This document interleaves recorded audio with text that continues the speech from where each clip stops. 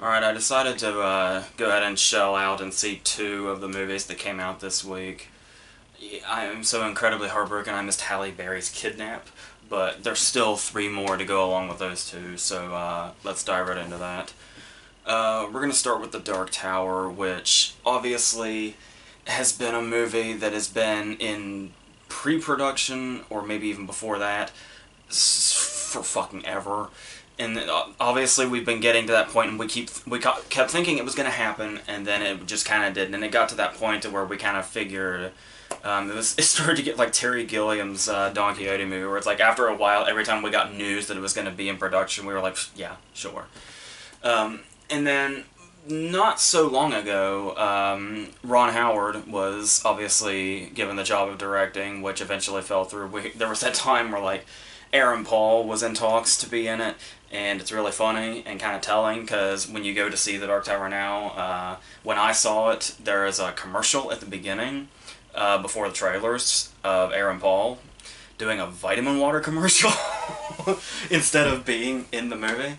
But apparently, if you ask around, Aaron Paul might be better off in that vitamin water commercial because this is yet another movie that is being met with scathing reviews, to my understanding. Which probably has a lot to do with all that damn build-up. Because it's been going and going and going. And then the movie finally got made. Like, I remember when the first set picture came out of Idris Elba, everybody was like, you know, I still don't even believe it. I still don't even believe that this is going to exist. And sure enough, we ended up getting there with, obviously, another director took over, and Ron Howard is the producer credit. And the whole idea apparently was he was going to take like two of the books and kind of put them together and kind of fill in the blanks alone or something, or away from the books or whatever. I will say right now that I don't have an overly kind of idea of what it probably should look like, because the only Dark Tower book I read was The Gunslinger, and that was like 3 years ago. I do remember some of the imagery still sticks in my head, but for the most part I couldn't tell you what they fucked up and what's still in there and all that. So if that's the kind of review you're looking for, this isn't going to be that. This is just going to pretty much be I have a slight memory of The Gunslinger from 3 years ago. Other than that, this could be anything. This could be part of the books or not, depending on what happens. Even if there's something that I criticize that it actually does turn out as in the books, obviously it's going to be one of two things. Either the movie executed it very poorly, or it was stupid in the books too. So that's all I have to go on when I go into this. So when it starts off, it's another one of those movies that has to start with quick flashes, because that's always been a great introduction technique, hasn't it, in the best of movies, always. So we get like a real brief glimpse of McConaughey. We get the playground that looked like it was the Sarah Connor's nightmare with the fire in T2.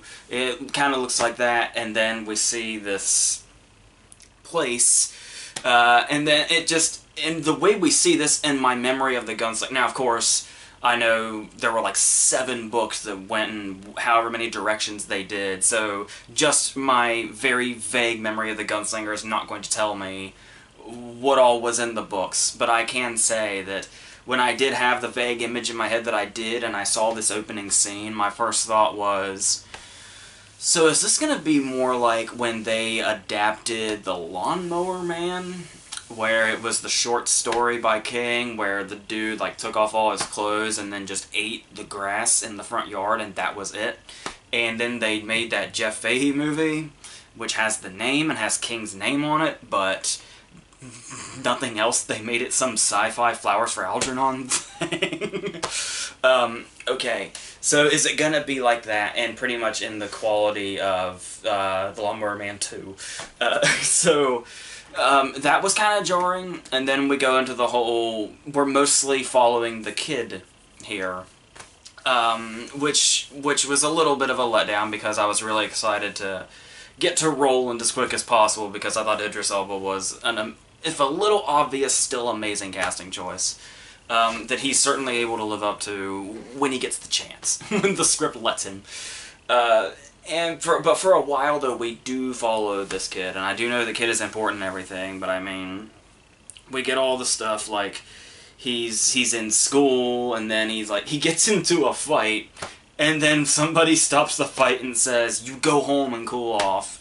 I don't know. That seems pretty light for a kid to get into a fight in the middle of school, and your response to it is, "Why don't you go home?" As if you're just making a suggestion. Because the next cut is with him with, like, his doctor, so we don't even really know where that went, but it doesn't matter because this movie's in a big old damn hurry. This movie that is, like, the big payoff to reading 7 books for most people, or however many there were, is condensed down to a 95-minute movie. That is 1 hour and 35 minutes for the not math whizzes there. So, it's... so we're looking forward to that. But the thing here is, you have that line that they actually put in here, where it's, the man in black fled across the desert, and the gunslinger followed him. And that line, putting that line in the movie, kind of gives off the vibe of more so what I was expecting, where this whole thing with, like I said, I do know the kid's important, but for the most part, I just remember it gives you this imagery in your head, in your head that you can't get out, no matter how many years ago you've read the book, and it's like they weren't even trying to capture it, which is strange, because I had heard that the director was like an enormous fan of the books and was like trying his absolute best to get everything in there that he possibly could that was worth a shit. And you could say studio interference, but at the same time, that's what we said about Suicide Squad, and David Ayer came out and said, "Nope, that was me," so you really can't tell anymore. So you're watching this, and yeah, these images of, like, imagining, it feels so, like, mythic when you imagine a man in black in the very far distance, and the gunslinger in the foreground, and this is the character we're following, and this is the story it is, as he's kind of being taunted in that direction the farther he goes, and eventually we're going to come to a confrontation. This movie is not that, and you kind of have to get used to that very quickly if you're not going to get mad. And I wasn't mad at this movie or anything. Like I said, I don't think I had enough of investment, given how little familiar with the books that I am. But still, I did have enough of an idea where it felt like there are just so many different ways they could do this. Even with the setting that they're in, when they go into the whole Highlander thing, and they make rolling like a fish out of water thing. So we go forward, and we have McConaughey as the Man in Black. Now, of course, once again, memory's very vague, but I kind of remember my grasp on the Man in Black being like a person that was always out of reach, somebody that was always in the distance, and we were just kind of always, and it was kind of like when you dangle cheese in front of a mouse, but you never actually give it to them, just that kind of thing, where it's just this unreachable, supernatural thing that's way in the distance. So I was a little, I was wondering what direction they were going when they cast Matthew McConaughey. So it's like, okay, so you get an actor that's known for his extreme charisma to do this. And so we see him, and I think the problem here is that everything involving him almost feels a little too literal. Is that the right way to put it? Because, like I said, when I imagine what the Man in Black kind of represents is just that whole unreachable thing, that person that you're constantly chasing that's always kind of taunting you. And there's, like I said, almost something kind of symbolic about him, almost. But I mean, here he's like, when he's amongst people, like, I kind of get it. I kind of get what they're going for, but it's kind of like, that's probably an idea that looks better on paper than it does on screen, or at least the way they've put it on screen. And there's the stuff, like, the stuff that doesn't even always have payoffs, but they're trying as hard as they can to make him as evil as possible. So he goes around, and he does the whole, you know, stop breathing, just fucking die, and, you know, little girl, hate your mom. The whole hate thing, where he just walks by and he says hate, and the girl goes from happy to looking at her mom, and then we just never learn the outcome of that. We don't know if she like killed her, if she yelled at her, if she threw that ice cream at her. it was just like, that's something the Man in Black can do, and that's all you need to know. No reason to put memorable scenes in this movie, or at least attempt to. We just gotta keep moving and moving and moving, because we only have 95 minutes to fit all the stuff in that I wanted to fit in. Why 95 minutes? I don't even know. And that's the thing, too, is when you look at the runtime, there was a guy, I'm gonna go ahead and assume he's familiar with the books, because there was a guy in the theater with me who was like 3 rows up, and with about 20 minutes of the movie left, that guy went and got like a whole thing of concession. And it's like, I think this guy doesn't know how short it is. I think he's expecting something the length you'd probably expect it to be, and to maybe have time to fill in some of these blanks or some of these spaces where you speed up a little too much, and it feels like you're trying to do too much and too little at the same time, because you don't want to try to pack all the books in, but you're trying to do more than one, and this is what you end up with, and you're trying to do it in this 90-minute space. So what happens, and it becomes obvious that it's this classic case of, it's almost like the studio was like, hey, let's put this in production, oh, let's not, and oh, we're gonna try again, no, we're not, and then, oh, here's Ron Howard, and then, oh, there goes Ron Howard, we'll just put his name on as a producer. It's like the studio finally just pulled all their hair out and said, can we just do this fucking thing? Can we just do this and get it over with? Just throw something together, slap the Dark Tower's name on it, and we can say that's done so we never have to deal with it again. Well, that's what the end product of this movie feels like. And I don't think we've seen the last of it. I mean, obviously, the movie, not to say too much if you care, the movie has a beginning, middle, and an end. Like, this movie has an end. It hardly baits any other story. So, I'm not really sure what their plan is. Maybe they knew. Maybe they knew what the outcome was going to be. And so they just kind of said, you know what, we'll just cut this off, and either somebody else will pick this up. We just don't want to deal with it anymore. That's what it feels like the studio was saying at this point. And it's also a case of, it's really hard to tell, like, it's one of those cases where it would be a kind of a bizarre movie. Like, it's, if it weren't based on a popular book or books, it might not be too bad, or too, it wouldn't be, I don't think it'd be getting the reaction it's getting, but I don't think people would not be crazy for it either. It'd just kind of be this, it exists and then it's gone type movie. So even in that sense, though, you look at it and you're like, even if it was just one of those movies, like you take away, you know, the book's existence or whatever and just see it as this, it's like, but even so, what are actors like Idris Elba and McConaughey doing in this? And you realize that it's that whole connection, the whole King connection, the books and all that, that gave it this prestige factor that it really no longer has, in regards to this movie anyway. And that's just, yeah. Like I said, it just feels like a studio that gave up. And they're like, will this do, please? Just do what you will with this and get it out of our lives. And so, but even despite all that, it's still not hateable or anything, unless you're like an absolute book fan, I assume. But it does have, it actually kind of feels, you know what, when you see like the monsters with the fake skin and all that, and you see the kind of like the portals and stuff like that, and this convoluted plot, and the tower, and the, you know, protects the universe and all that. This kind of feels like a young adult book adaptation without romance. Like, you take the romance out of any young adult fiction, this really isn't that far off. And when you think about where it originally came from, yeah, I imagine that's where a lot of the hate comes from, because they really, just the Gunslinger itself, by itself, from the vague memory I have, you could have made something really cool and really special, and something really, really atmospheric and kind of practically cerebral. And when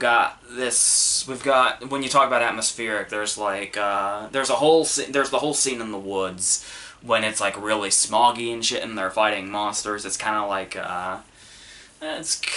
when they found Voldemort eating that unicorn in the forest or whatever it was, and and the thing is, but the problem is it's so smoggy and dark, as like, I think the smoggy and the darkness is supposed to be the atmosphere. But no, you just really can't see shit.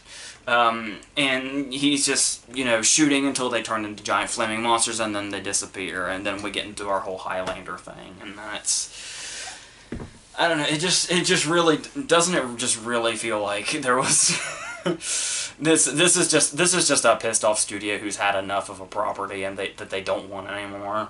I really do feel like that. And as it goes on, there's actually more about the Man in Black here. Well, I do think McConaughey is fine. Like, he doesn't have the liveliness he normally does, even though he's playing, like, the personification of evil, but I imagine that has something to do with, you know, he's not human, he's not really of anything, so maybe it's just, that's why he feels a little blank sometimes, but he still has enough charisma to get through the movie without you thinking he was a terrible choice. But still, it's one of those cases, maybe the books explain this, but the movie doesn't. A lot of the Man in Black scenes are just him looking for the kid. But when we see all the shit he can do, when he can just move shit, when he can just make people die, when he can just make people do anything he wants, why is it taking him a whole movie to find this kid? I feel like this dude with his powers should pretty much be able to accomplish anything he wants to accomplish in the first 30 seconds of coming up with the idea of what he wants to do. Like I said, maybe that's explained more of what, maybe he has more limitations that the movie didn't touch on, but that's just the problem, is the movie did not touch on them. So, within the context of that, we don't know. And it probably helps a lot when you explain things in the movie that are explained in the books, because you are clearly making something that is hardly a product of the books. So it's like, you can't, if you're gonna do that, if you're gonna take that many liberties, bullshit on you for claiming, well, if there's something that doesn't make sense, just read the books. Well, no, I'm sorry, because you're pretty much making your own story here now. So you can't really get off that easy. Once again, though, these are mostly just assumptions because I'm not familiar with the source material for the most part. Now, as I was saying, though, it's not completely hateable. There are some moments that do kind of rise, like, anytime we're watching Roland do his thing, is cool. And then there's the scene where he teaches the kid how to shoot. That's a nice scene as well. I like the sense of humor that it had about it. So for a while, it's, like, super serious all the time, but then once it's the whole fish out of water thing, then it kind of starts to have a sense of humor about itself, like the whole, like McConaughey's delivery of, they don't have chicken where I come from, and, you know, Roland saying, just all the different things that kind of Roland gets himself in. It's also kind of like, you know, Spock being in present day in Star Trek 4. When he talks about, are there guns where you're from, and are bullets as rare as they are here, and the kid just says, dude, you're gonna love Earth. So it's, yeah, him being modernized and like calling Roland dude and stuff like that when he's in distress. I don't know that works, but as to be predicted, but still. So there's, yeah, and it's, I guess in one way it kind of saves face by not baiting a sequel, because this would be a case where another criticism would be if they were baiting a sequel, I would just be laughing at them, because it's like, I don't think anybody's really that pleased with this, so I don't think you're gonna get that far. I do think they're just gonna, if they don't quit entirely, they'll try again in 10 or 20 years, or however long it took this time around. But, you know, maybe we'll get there sometime when the studio isn't so in just a damn hurry. So, well, yeah, another moment I forgot to mention that I do like is, there is a moment, obviously, when the kid has a traumatizing moment that they don't I thought they were going to cop out on it, but they didn't. And the whole idea of it, in a lot of movies like this, if somebody suffers a very traumatic loss, it's kind of weird how quickly they get over it in the next couple of scenes. I like that the kid did not really seem to get over this. That was kind of I know, it's a weird thing to comment where it's like, that just seems obvious. Like, of course, that's how this character should be reacting, but you'd be surprised how rare it is. That they actually, the kid's performance in this scene, just this scene, is believable enough that we really do feel that tragedy in him and why he feels motivated to go on the rest of the story the way he does. And all that. So, at least they kept with that. But yeah, this was definitely... Like I said, if it wasn't a book, I don't know, it would still... Honestly, if it wasn't a book, I'd probably feel about how I feel now. Like, it's fine, but I'm probably going to not remember a whole lot about it later. And by later, I mean tonight. So, so yeah, I do understand where the hate comes from, because I know it's like a very beloved, popular series of books that people have been just waiting and waiting forever for an adaptation for. And this, like I said, even somebody who's not attached to the books, if just by looking at the product as it is now, if I were to look at that and say, this is the product of people who read all those books and have waited all these years for this, I just have a strong feeling they're underwhelmed. So, yeah, but I'm just kind of, it's whatever to me. Like, I don't hate it, but there's really not a whole lot of good things about it either, but it's fine. Another problem it has, it's kind of in that middle there, especially when they're in the woods, it's just boring. But it does kind of pick up the pace in its last half hour or so, for better or worse, but, you know, at least it keeps itself energetic on its final stretch, so... There is that, at least. So, yeah, that's the opinion of somebody who really wasn't all that attached to the books. So, if that's what you were looking for, there it is. And if not, then there's plenty of shit out there, I'm sure, where you can just hear people going through every single little detail the movie got wrong. Enjoy those people, please. Our second movie today is actually the first movie I watched today, which is Detroit, Catherine Bigelow's new, controversial, racially charged movie written by Mark Boligan, who wrote The Hurt Locker and Zero Dark 30 for her.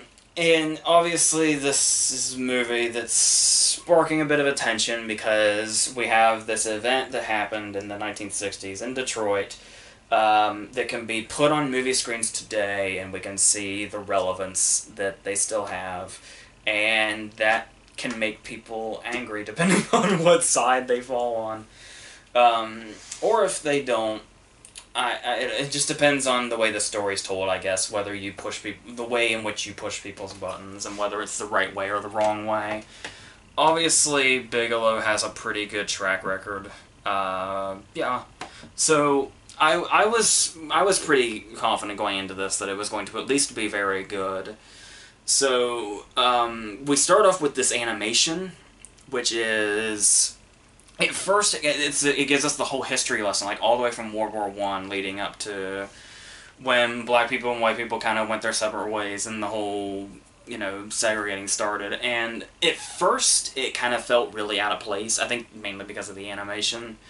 But it is an interesting way to kind of bring a history, like, all the way back, to go forward, especially when a lot of the movie's purpose is to show how it kind of reflects, what we can still see when we turn on the news, or if you just look outside, depending on where you live.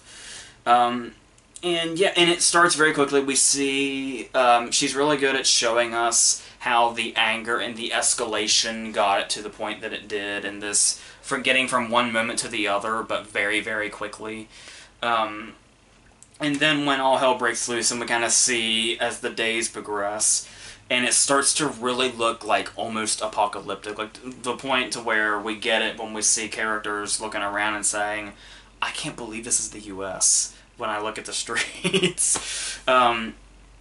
And for a while, and it really does kind of go into this territory where we kind of see the whole police brutality aspect and the way the victims were. There is that opening scene with Will Poulter's first scene when he's just driving around, and as he's just riding around in this car, a cop, he seems reasonable, more or less. He's just kind of saying, you know, like, man, this is going to hell. I mean, look what's happened here, and they don't trust us, and And then he just says, "That motherfucker," and gets out of the car and just shoots a dude in the back that's holding nothing but a grocery bag. Apparently he was a looter, but I mean, he was still an unarmed dude running the opposite direction, and Will Boulder fucking shot the dude in the back.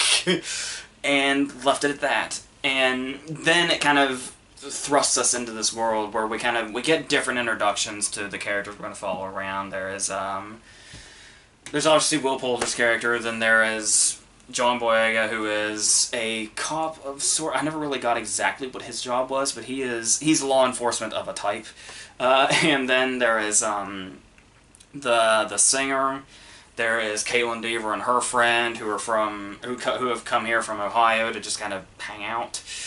And they all end up getting involved in this one incident. I wasn't quite sure. I wasn't aware that it was all going to basically be surrounding one incident. I was assuming, with all the big cast lists in this movie, something kind of like, maybe in the sense of like Battle in Seattle was kind of the image I got when I first heard that Catherine Bigelow was making a movie about just the riot. I assumed it was about the riots in general, so I had imagined it was going to be kind of like an ensemble thing. And it is an ensemble cast, but I mean getting different stories from different places and all that. But no, they all converge in this one place, and we spend a majority of the movie in this hotel after Jason Mitchell gets the attention of the cops in the wrong way. Just really doing something stupid just to say, hey, watch what they'll do when I do this. And it explodes into this massive thing that takes up a very large portion of the movie's runtime, where Will Poulter and the other cops basically have everybody in the hotel, the black people and the two girls, basically hostage, and he's basically disguising it as, I just want to find out who was shooting at us. But he is like beating and torturing and belittling and pretty much any wrong thing you can think of. And they're probably this close to some sexual assaults. And it pretty much blows up into this whole thing, and that's where we spend a majority of the movie, which still gives us plenty of intense things. Like, I was basically imagining the movie was just going to kind of be a series of intense scenes and great performances that really didn't have a whole connection or a story around them. But it is, this whole thing it is the story, this whole incident. And it's kind of like, there's obviously going to be there's obviously going to be different voicing of opinions on a number of matters here, as much as you see just in general. Like, there is such a slippery slope talking about this, because you just got to go into the whole thing. The way I imagine people are going to see or not see this movie is, when you look at this whole idea of the cops being bad guys, back then and today, and it's kind of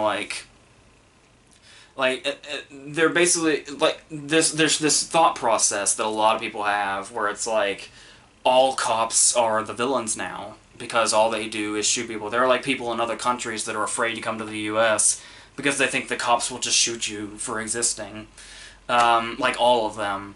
And obviously, there's the whole topic of, there are crazy racist pieces of shit in probably most professions, but obviously when you look at cops, a cop is a profession that is going to be a lot more visible, because even if there is a smaller fraction of crazy racist pieces of shit than there are good guys, these guys still have guns and authority.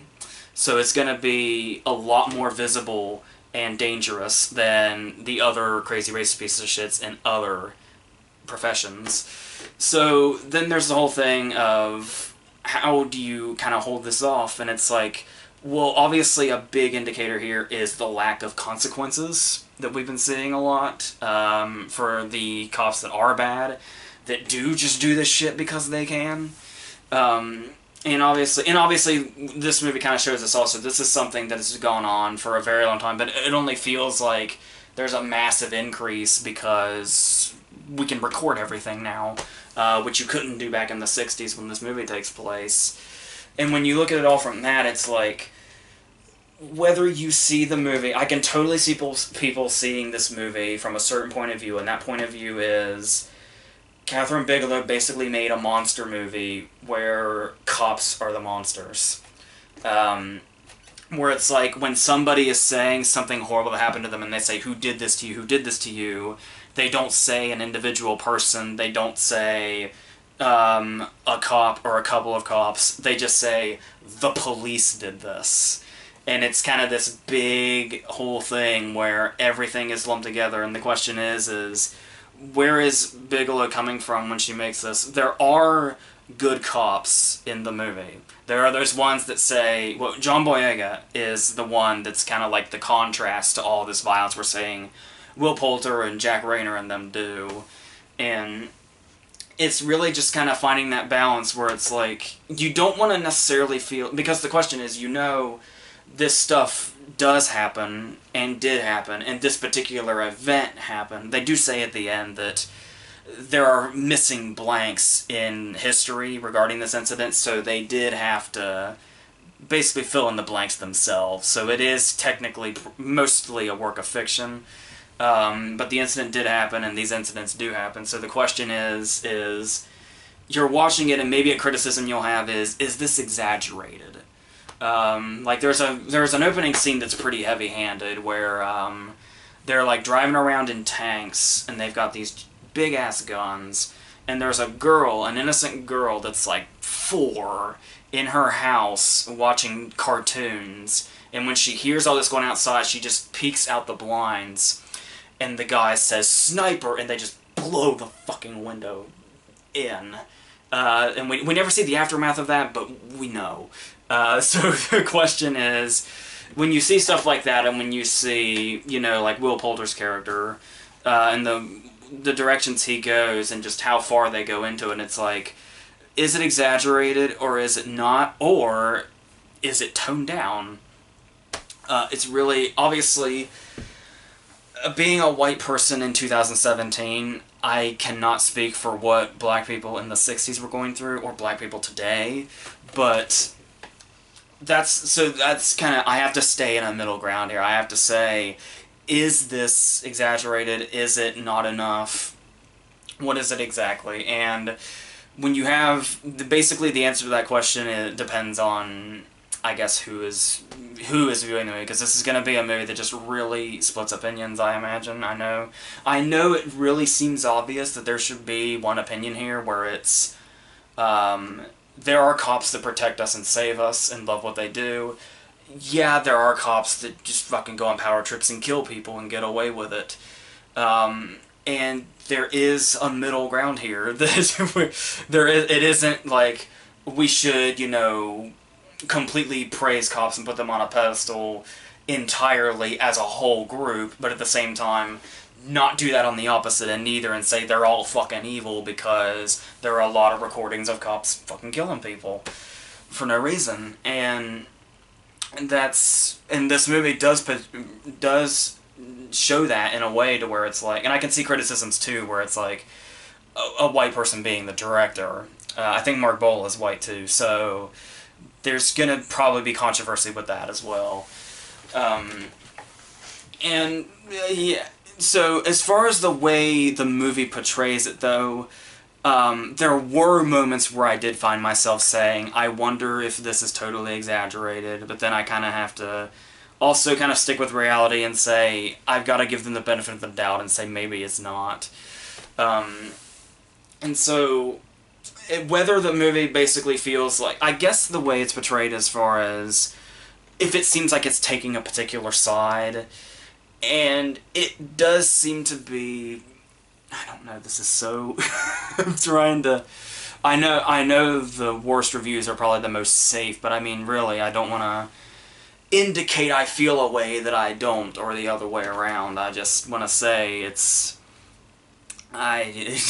really hard to say, but the movie does show this stuff in very, very big, in-your-face ways. Like, that's probably a legit criticism you can give the movie, is there's not an ounce of subtlety in it. Like, there would probably be moments in this movie that could be a lot more powerful if they had at least a little bit of subtlety in them. This whole movie is, like, right in your face about it. And I understand that a lot of people probably think, including Bigelow, think that that's necessary because that this stuff still seems to happen, and then it's... yeah. It's... So, as far as the actual movie goes, as far as all those different points of view, as far as just being a movie, like, as we were saying, with a lot of fictional aspects having to be added to it, it is definitely very well done. It's not...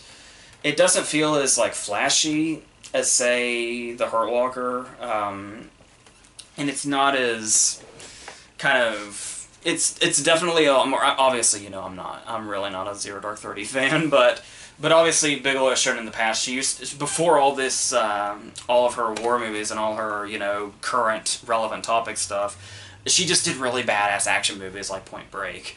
So, when you see her Near Dark, so she does still have a great director in her, despite all this other stuff, despite the significant change in direction she's had in her career in the last 8 years or so.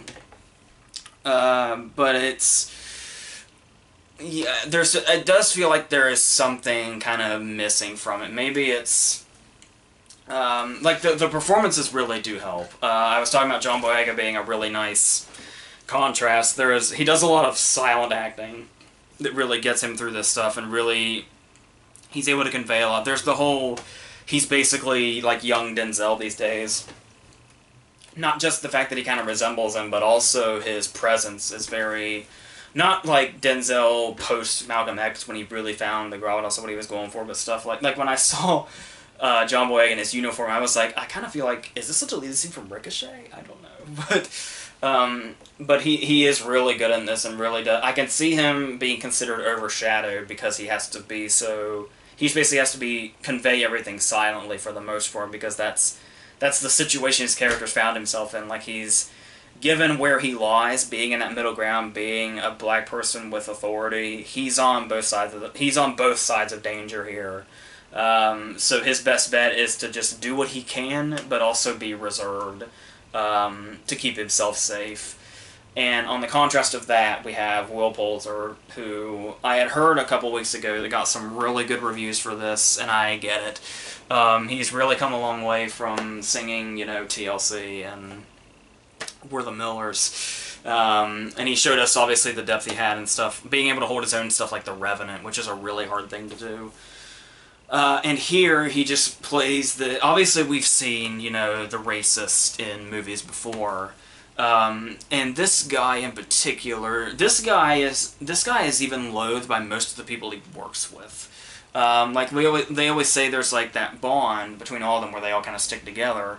But even throughout this movie, the other cops are saying, and the other cops even, you know, kind of try to... I don't know what's a spoiler in this movie, but they don't always stand by his side because he is that out of control. The moment, you know immediately how bad he's going to be after... we've already had the scene where he shot... the harrowing scene where he shot the dude in the back, and the dude is hiding as he's dying, and when an old woman says, do you want me to get an ambulance? And his response is, just get my wife, don't bring the police here.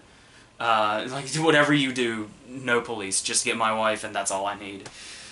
He goes back to the station and he's getting kind of reprimanded for this. He's getting a scolding. And they're saying, like, yeah, it's starting to storm, hopefully that doesn't get too loud. Where they say, you know, what's wrong with you? You shot a dude. Did you shoot a dude? And they ask that question and his response is, no, I missed. And it's like, just in that one line, you're like, yep, that's exactly the kind of guy I thought this was after that first scene. And from then on, he only gets worse. And more arrogant about this righteousness about him, where he spends the whole movie basically justifying the shitty things he's doing. And he feels like he's absolutely in the right. Like, the first scene we see him, he is completely and totally made up his mind about this situation.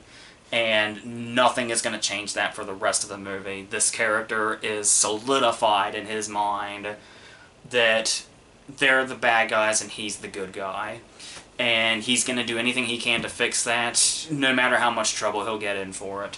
Probably because he feels like he'll get away with it anyway. And so there are these moments when he's like, sometimes, like, obviously he's doing the really, evil thing, but then there's also those moments where the weird thing is that we totally understand, we don't understand his point of view, but we understand that he's not going to change because of how he expresses what he feels and the ways he tries to justify the things that he does. And how convincingly Poulter does that is what brings this character to life and will be the reason people will see this movie and just fucking hate this dude probably more than they've hated a movie character in a long time. But he is so positively convinced that he is right and he never changes. It makes him fascinating to watch in like a... It sounds wrong, but I mean, it's weird to watch his performance. Even those scenes when, like, it just gets really unsettling. That way he smiles at Caitlin Dever right before they leave. And it's just all kinds of details like that that really makes him... I would not have thought he was an actor that had this in him, but it's like, when all of, like, the big movies were starting to... Like, that time he almost played Pennywise, and then when he ended up in The Revenant, it's like, what the fuck do people see in Will Poulter? And it's like, I'm starting to see it now. I get it. After The Revenant, I got it. So that's great. He's gonna be one of those actors where it'll be really exciting to see where his career goes, because this is a very interesting path he's on, and definitely an experimental one for sure. We also have Anthony Mackie in there, who is coming back, who is retaining with Bigelow after he was so amazing in The Hurt Locker, and he does have a small part here, but it definitely makes an impact. He's one of those actors where when you see him, he's like this live wire. He has kind of the Will Smith personality, but then you see him in movies like this where he can just go to... It's like his mind is going to the darkest places. It's like you see him in the Avengers movies, and then you see this, and it's like, it's amazing what he can do. And so there are performances like that throughout it. Jason Mitchell, what little time he has before he sets this whole thing off, when he's demonstrating how cops react to black people, is a really good moment before all hell breaks loose. But yeah, it's really just a matter of how the approach is going to kind of get to people and what way people are going to see it. Like I said, for a lot of this hotel scene, it almost feels like these people are in a horror movie, and Will Poulter and his guys are the killers, like the supernatural killers, and it's like, it's even down to them getting picked off one by one. Hang on a second, I have to unplug something in case my computer fries. There we go. It really just depends on if people are going to be put off by the way Bigelow and Boll approached it. And I can understand if people think maybe it's a bit bludgeoning, but I also understand the people that say telling the story in this way may very well be necessary to get our point across. So really my only problem here is there is a total and complete lack of subtlety. I think the singing subplot, I understand he's a crucial character, and it's crucial to see the way this event affected him before and after, but I do think we maybe spent a little more time on that than we needed to. And then there's John Krasinski.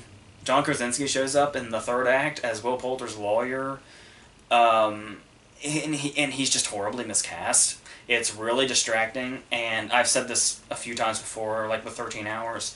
Krasinski is just not a guy I buy as a dramatic actor, and these courtroom scenes, I feel like, I know it's pretty rough to put this on one actor, but to be totally honest, I feel like the presence of Krasinski maybe made these courtroom scenes just a tiny bit less effective than they could have been. Because it's our whole big thing with the movie here, and our big conclusion, what all this comes to. And basically where everything wraps up into exactly the direction we know it's going to go, but is here to make the point, to finish off the point, and it just kind of felt like it was... Yeah, it's not just Krasinski, but it did feel like there was kind of a punch that was missing, especially when we got to our very end. Like, where they decided to end it where they did seemed a bit odd to me, but, whatever. So there's that. I did wonder if this was going to be an Oscar movie. I did hear, for starters, obviously Poulter has the best reviews of the cast, but they're saying he's probably too young and his character is too despicable. To that I say that could be right, but then there's also like Michael Fassbender getting nominated for 12 Years a Slave, and as far as age goes, Lucas Hedges just got nominated for Manchester by the Sea, and he's 4 years younger than Poulter, but it remains to be seen if it's going to be that kind of movie. It's not, when you look at other contenders or winners in the past, it's not as story-driven as 12 Years a Slave, but it's more hard, it's not as safe as, like, Selma, bland-ass Selma. So, yeah, it'll be interesting to see where it lies at Oscar time, but for now, I'm just really not sure. I felt like during the whole hotel scene, where it's like, this doesn't feel like an Oscar movie at all, but once it got to the courtroom scenes, it was like, well, maybe. So it'll be interesting to see where it comes around awards time. So yeah, that's my very incoherent rambling and my hopefully wasn't too offensive trying to understand both sides look at Detroit. Hopefully that wasn't too painful if you made it through the whole thing. Let's go into the movies that are new on DVD this week. We're going to start with Colossal. Colossal is this movie I kept hearing was one of those movies that basically the whole advertising was, it's not what's being advertised. So I'm not really sure what the advertising was. But apparently like stills came out and they basically tried to make it look like the DVD menu. When I put it in, was just Anne Hathaway and Jason Sudeikis sitting on a bench and smiling like they were in a romantic comedy. And I guess that's supposed to be how it was supposedly marketed to throw people off on purpose or something. When it's anything but that. Basically one of those movies just to get you talking, saying, it's totally not what you think it is. So, and I kind of got a vibe of, I knew it was a monster movie because all the headlines were saying, you know, like Anne Hathaway joins monster movie Colossal, Jason Sudeikis joins Anne Hathaway's monster movie Colossal. So it's like, okay, there's a monster in this thing, but I don't know anything else about it. So I was getting a vibe of like if it was going to be like Gareth Edwards' Monsters, something like that, where it's this indie feel where it's a monster movie but doesn't really have a monster or monsters. And it's, well, it does have monsters in it, to be fair.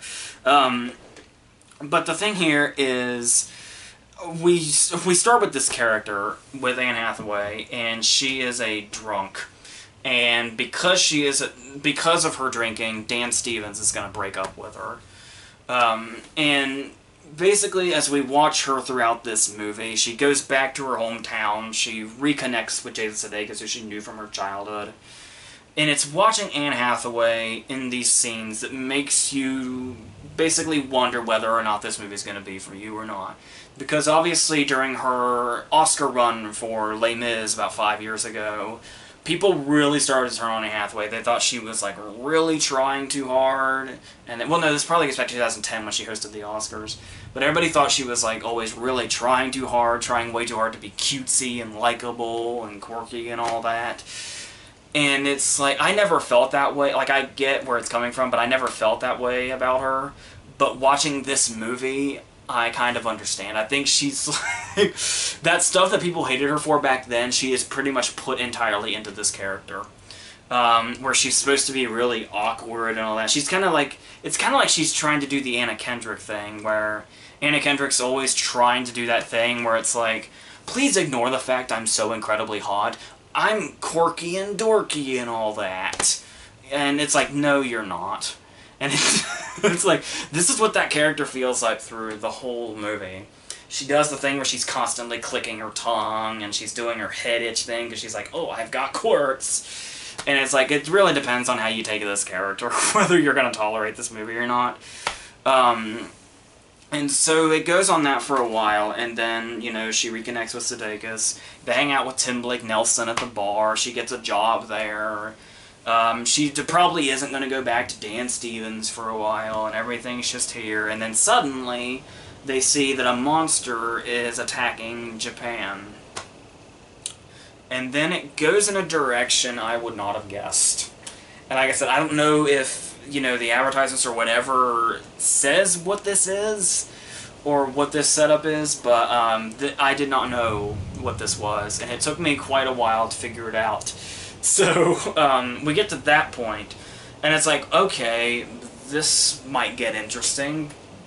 Let's just let the movie... This is where the movie works.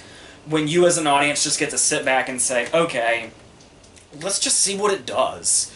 Like, where do they go from this? And then the movie hits a bump, a big bump, an almost fatal bump, that it takes a long time to come back from, and that is out of nowhere. Out of nowhere, Jason Sudeikis is the bad guy.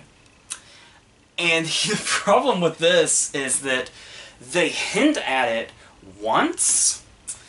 But here's the thing, is, okay, so he clearly has a thing for Hathaway, and she's kind of showing interest in him, but not really enough to say, hey, they're boyfriend and girlfriend now. So there's another guy at the bar that she's flirting with, and that everything's fine, everything's hunky-dory, and then suddenly she leans in, she's this close to kissing this dude, and Sudeikis throws a holy shit fit, and tells this guy, am I gonna have to kick your ass again? And then they just stop. And, for starters, nobody acknowledges this. Not a soul.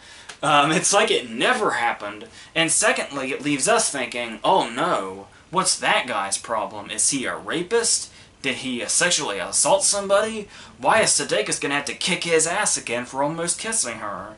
And why is she not reacting to this? So it's like, oh, that must be some transparent way of saying, oh, here's a little detail, but we don't want to give you everything yet. We gotta keep your interest, so we're gonna give you all the details later, even though it makes no sense for nobody to acknowledge that he just had this hissy fit. And then we just never hear about that again until suddenly it's like, oh, by the way, Jason Sudeikis is fucking crazy. And it's like, I guess it's because Hathaway rejects him or only wants him as a friend? I don't know. They really don't go into it. It's just at the drop of a hat, he is our villain, and that's the thing, is he's like, in a movie, for a movie like this, that's the problem. This is where it's really mind-boggling that they would just skip to it like this, is he's a real damn villain in this movie. This guy is dangerous, and it is just so incredibly sudden. Where, like, he gets a little aggressive, but his suddenly aggressive nature and what it ultimately leads to, there's really no transition. It's just kind of one whole thing where he just switches just like that. And like I said, it's really near fatal to the movie because it's just like it throws everything else off. Where it's like, okay, I kind of get the direction it was going in, and it certainly picks itself up. The ending saves the movie. And it's like, when you finally get a grasp on what's happening here and where this story's going to go, it's like, okay, I get it now. It makes sense. We'll do that. But then it's like, but you look back on it and it's like, but when did he come to this? And then there's another problem is they have a scene where this was a big... I'm really surprised the movie being the way that it is, where it seems to really know a lot about itself going in, where it's like, it's almost like it's trying to do a checklist of things that they know people will sing praises to, like, let's be anti-rom-com, let's show them, you know, on a bench laughing together and reconnecting and then turning it on its head. Let's do anti-monster movie, like, let's have a movie with big monsters in it, but for the most part, it takes place here where nothing's happening. Where it's like, this movie clearly has a good grasp on what doesn't want to be. And somewhere in here, it just, like, it's kind of... But, yeah, that's the thing, is it wants to be anti-everything. It wants to be anti-by the book. So, if you're going to be anti-by the book, one of the things you probably want to immediately check off the let's not do that list is try to explain your weird shit. Because for a while it just seems like it's kind of just basking in its weirdness and just kind of doing it for the sake of it. But then... eventually it gets to a point where you start to realize what's going on, and you're like, okay, I just accept this. But then by the time you get to the part in the movie where you're like, I just accept that this is what this is, they try to explain it. And and their explanation, number one, really doesn't do a whole lot, and number two, actually it does so little that it really might as well not be in there. Like, it gives you an idea, but I mean, it's like, we really don't even need to know that. It really just kind of, like, by this time, we pretty much figured out what was going on. We really didn't need a, oh, by the way, this is apparently how this happens. And they're, even the movie's vague about it. They're like, I guess this is what happened. I felt like the script was actually saying, I guess this is how this is happening, but yeah, so that's the problem, though. It's just the Sudeikis thing, though, because this movie probably would have been, if we had more time, and Sudeikis' character kind of gradually got from the nice guy that picked her up in the truck to the guy we see later, we probably would have really had something here. We'd have had some strong characters here and everything. My favorite character in the movie is Tim Blake Nelson. He just gets to sit at the bar and make theories about the monsters and all that. And it's like, you know, I'd probably watch a whole movie of Tim Blake Nelson sitting in a bar, half drunk, possibly on cocaine, talking about monsters and his little theories about them. I do. He's a director. He should just fucking make that movie. I'd watch it. Just a one-man show. But alas, we've got this whole Hathaway Sudeikis thing going on. And I just... But yeah, it does pick itself up, especially when you finally get a full grasp on where it's going to go and all that. And like I said, the ending does actually provide a pretty big payoff, where it actually kind of adds up that that's what happens. And it does make you end the movie on a high, but when you go back and think about it, you're like, there are so many missteps in here. But the highs are high enough to where it is a decent movie. It's definitely, I liked it a lot more in, like, when I was watching the second half than I was watching the first. Like, when I was watching the first half, I felt like the movie was a point of no return. But then it did surprise me by taking some directions, but still, it's just like, you still need to work on your transitions here. You really need to have a way of showing that point A gets to point B, not just going from point A to point B by just jumping it. So, yeah, that was it. But it is very interesting. Like I said, I don't want to sound like I'm, you know, like when I talk about the checklist of, hey, this is what people praise, let's go anti-rom-com, let's go anti-monster movie. No, I'm not saying don't do that, you know, like, totally, please feel free to color outside the lines. That's how we get, you know, really great creative movies, and I'm not saying anything derogatory towards that. It's just, it's a movie where you can really see its wheels turning, as opposed to just being too engulfed in the story and just watching it happen. It does, like I said, you do get to that point where you're like, I just want to see what happens next. I don't know where they're going with this. But then that whole jump out of nowhere just really throws it off. And that's not even to take away from Sudeikis either. Everything wrong with the character is strictly in the writing, because Sudeikis is really good and really does play those two separate sides.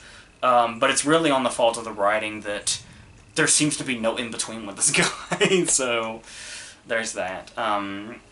That scene of what could be the most inappropriate thing I'd do in the bar scene, that's a really good scene for him. So yeah, the ending does save it, but for a while there I was just really convinced this movie wasn't going to be much, and it was trying too hard, much like its main character. So yeah, that's where I lie with that. It's fun. Like I said, it leaves you on enough of a high at the end where you can say, it's a movie I'd probably watch again. That maybe I'd have a higher opinion of it by then, now that I know the direction it's going, and to expect a drastic turn for no reason. But yeah, so here we go. Our next movie is going to be The Circle, which is James Ponsold's new movie. James Ponsold, who did The Spectacular Now and Smashed and The End of the Tour. I recently saw one of his early movies, Off the Black, with Nick Nolte, which was pretty good as well. And now we have this, and The Circle, obviously, the attention it got was that it starred not just Emma Watson, but Tom Hanks in a supporting role as this guy that's like half Steve Jobs, half cult leader. Depending on whether you think those are two separate things or not. But, and it seems like it's set in this world where it's like, yeah, it's like if Google was a cult, set in the same world as that Kristen Stewart movie Equals, or maybe even The Giver, and we go in there, and it almost kind of feels like a movie that's, even though it's Ponsold's movie, it feels more in tone with, I can't remember his name now, the director that did the East and Sound of My Voice, it really kind of fits in line with those movies more so than it does the rest of Ponsel's filmography. But anyway, so we have Emma Watson, who is this young girl who goes to work here, and then it's like, oh, we have all this new technology and all this stuff. This is the future and all that, and this could be interesting, the Circle company. And then, you know, Tom Hanks comes out, and it's a really good role for him. This is one of those roles that really shows off just the natural charisma that Hanks has. When his first scene is just this big, like I said, Steve Jobs type speech. It's just like, yes, this is why I love Tom Hanks, and it's nice to see he can still, you know, get some roles like, even if it's a supporting role in a movie that's getting absolutely panned by critics, we can still get good Tom Hanks scenes like this. And from that point on, I totally understand where this movie was panned by critics, because it does have, for starters, as I've said before, I'm really not an Emma Watson fan. I really don't think that she has, she seems to have trouble conveying, okay, I'll be straight. She has trouble conveying emotion, kind of, period. Like, there were moments in, like, Deathly Hallows 1, sure, and then there were certainly some moments in The Perks of Being a Wallflower. But for the most part, I'm just really not a fan of her as an actress. And once again here, she just really seems incapable of a convincing emotion. I think half of her lines in this movie are, "I'm sorry." I never once felt like she was sorry. Not to anybody. So it basically falls on the rest of the story if your main actress here is not going to make her character convincing enough or engaging enough. So we've got a lot of people on the side here. Like I said, we've got Hanks, who really brings the movie to life whenever he's on screen, as is probably predicted. We've got Patton Oswalt as, like, his right-hand man, who is a welcome presence, but seems very out of place. We have John Boyega again, who I like the role. He doesn't really get to do much acting-wise here, but I liked the role that they gave him, because he's crucial, because he's got all the information. He created the stuff. But what I liked about it was that they avoided a love story, because the way his character's introduced and the way he keeps coming back into the movie, it, like, spells out right for you. In any other movie, this is totally a love story brewing. And they don't do that. They completely avoid it, and I really like that they did that. And it gave his character some dignity. Even though we really didn't get to see him do much, he just gives him some dignity that he didn't just fall into that he's going to be the love interest story, so there's that. Eller Coltrane, who obviously was Mason in Boyhood, yeah, he's still going to act. Much to some people's chagrin, he's still going to act. And here, he plays basically her best friend.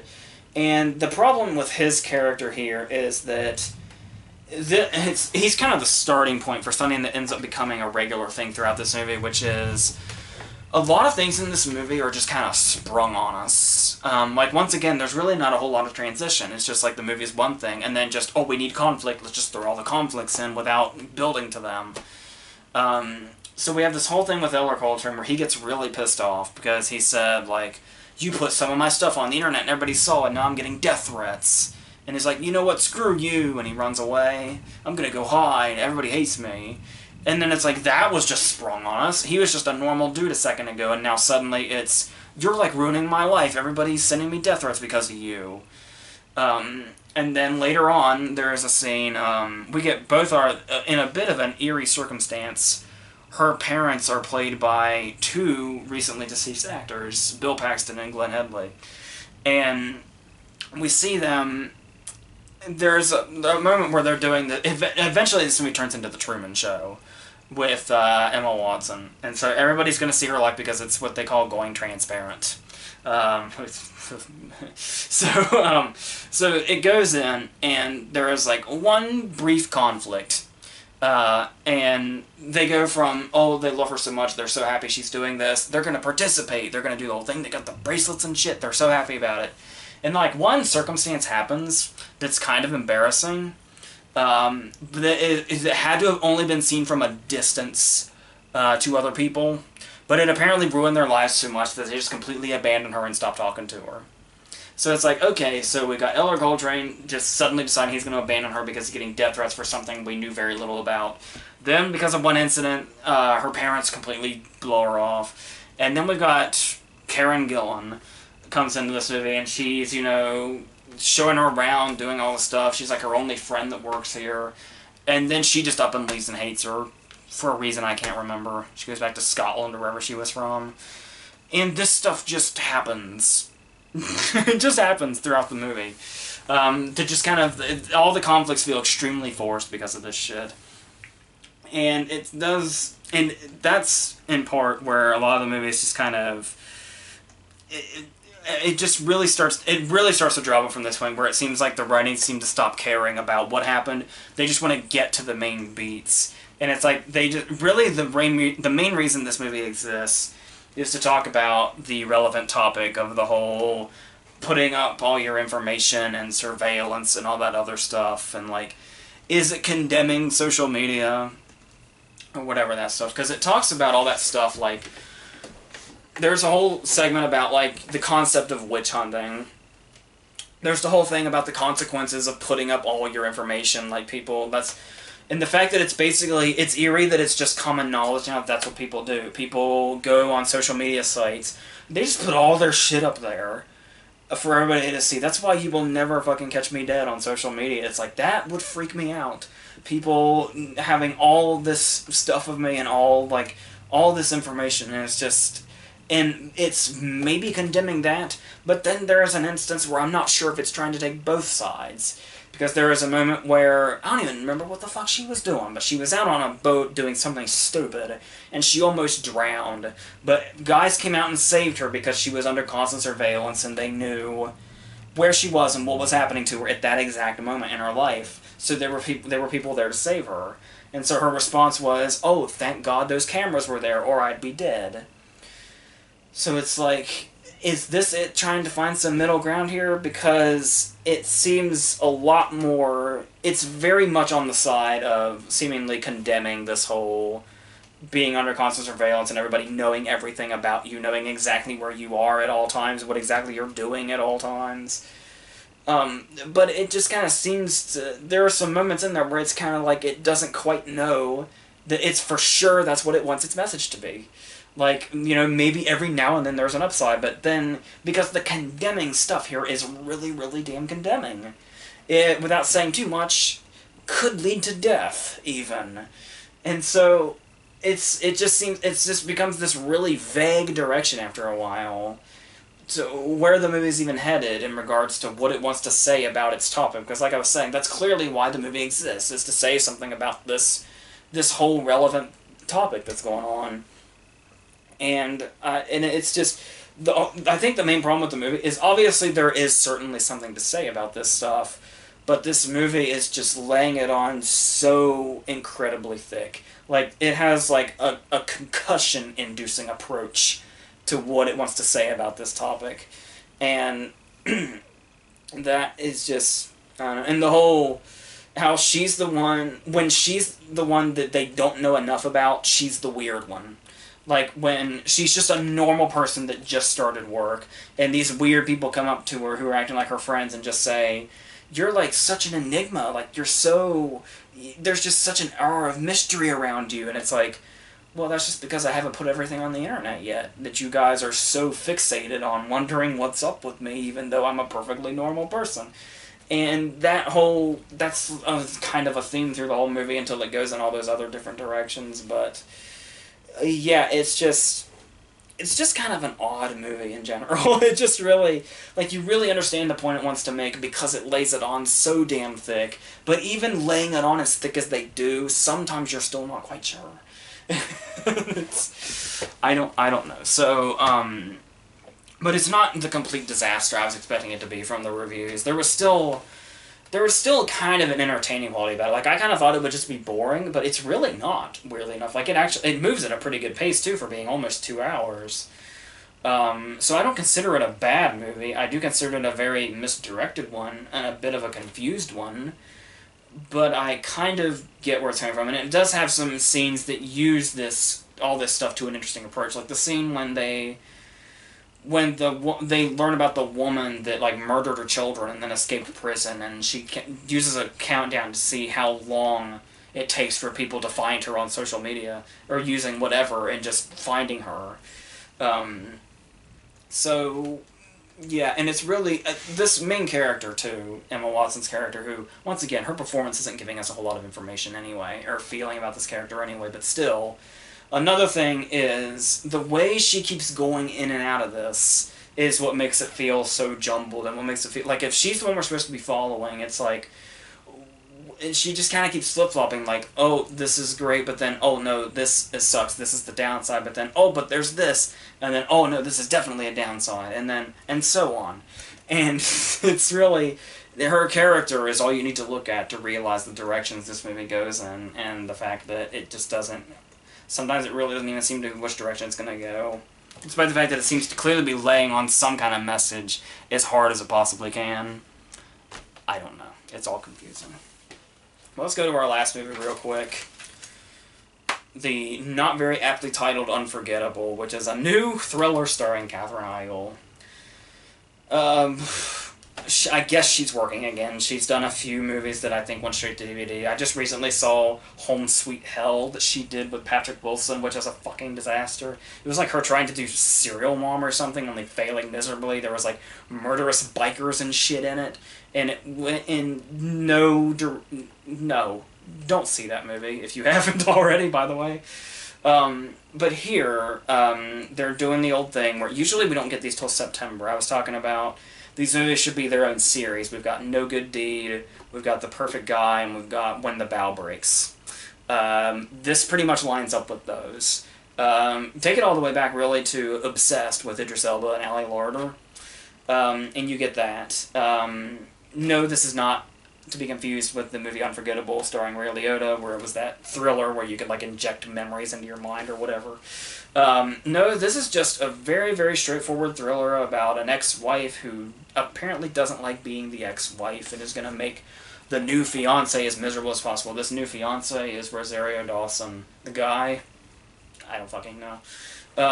So we have these two actresses, and they're basically the show here, and we get this movie that we've seen a billion times over.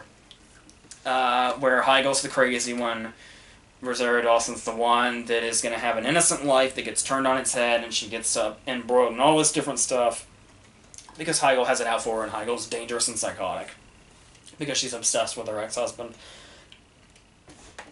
And you pretty much know the movie from here. But if you don't know the movie from here, just watch the first 30 seconds. Because this is one of those movies where, for no reason whatsoever, except to pretty much leave you with absolute... This movie was going to be suspenseless one way or the other. But it's like they just went ahead and completely went for it. They're like, if we're not going to have any suspense in this movie, we might as well really, really go for it. We might as well make this one of those movies that starts at the end. And just straight up say, oh, by the way, this dude that used to be with Rosario Dawson, he's dead now, and we think you killed him. And if you don't know what that's leading to, you're a fucking idiot who's never seen a movie in their life. So we jump forward from that, as if we don't know how we got here already, but we have to watch it anyway. And we get all this stuff that we've seen before. We get the moments when it starts just a little bit, Heigl is a little possessive, she's a little snippy, and then progressively it's going to get worse and worse until she just straight up fucking kills somebody. And then it's going to go from there. We're going to have the scene where they fight in the house at the end. There's going to be, like, knives drawn. It's going to basically try to be some action climax or something. They fight over the attention of the little girl. Heigl's got a mom that's just basically as superficial as she is. It's the whole... She plays herself up as the loving grandma, and then just as the kid leaves the room, she looks at Heigl and she's like... Now, I told you how you were going to do this. You were supposed to cement him, and the way we were going to cement him was that girl, by you getting pregnant. And it's like, whoa, okay, so you're not the loving grandmother you play yourself off as. And she just kind of comes and goes until the plot calls for it. Until she's going to be crucial, we're supposed to basically forget she exists. Not a hard thing to do.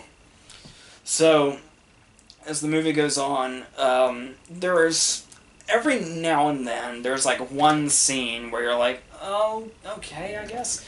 There's something I thought they did here that was a little interesting was the lunch scene, where they kind of toyed with the order of these scenes. Obviously, we've seen this movie a billion times before, but they toyed with the order just a little bit. because there's the scene where they go to lunch and they're going to be friendly with each other, Dawson and Heigl. And they just kind of talk things out, and then they go their separate ways. And usually in the movie, this is the point to where nothing bad's happened yet. We're not supposed to suspect anything. This is just them being friendly with each other. But the interesting thing about the placement of this scene in this movie is at this point in the movie, we already know Heigl's insane. So it added a little something to the scene to watch them just have lunch, like, just two girls out, even though we know one of them's insane already. It's an interesting approach to the scene to start it off with. Having said that, they do not a damn thing with it. No suspense in the scene whatsoever. Think about the fact that we already know Heigl's crazy. Is there any suspense in the scene? But then it's like they just don't even do that. Like, it's not even like they think you're going to and they're just faking you out. No. They just play it up like it's a normal scene. Like, we haven't seen any of the other shit Heigl's done up at this point. And the movie goes on. And so that's the problem here, is this is one of those movies that never really goes for it in that way. Like, the example I always use is The Perfect Guy, where Michael Ealy's character in that movie is so fucked up. And that is what made that movie tolerable. It's still not a very good movie. It's still a very by-the-book movie. But his character was so uncharacteristically weird and evil for this kind of movie. It really made that movie stand out. And it really made you wonder who was expendable and who he was going to go after next. Like, there is a kill in The Perfect Guy I did not see coming. And it's a movie that we've seen by the book over and over and over again. And this is yet another one of those movies. But there's never that moment. Even when you already know it's going to happen, usually there's at least some kind of entertainment value. Like, you can be watching it, and then you can see a character, and you can be excited and be like, oh, man, that character's so going to die. And, but I already know it's going to happen, but, at least there's a little bit of entertainment value here. But no, there's nothing. There's nothing like that at all. And even gets to the point to where we know Heigl's going to build and build and build and build, but because of the opening scene, there's no shock value when she finally straight up kills a dude.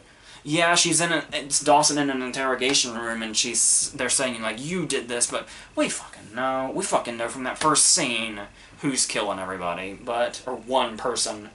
So, yeah, and then obviously, like I said, we get to that whole predictably laughable, unsatisfying finish.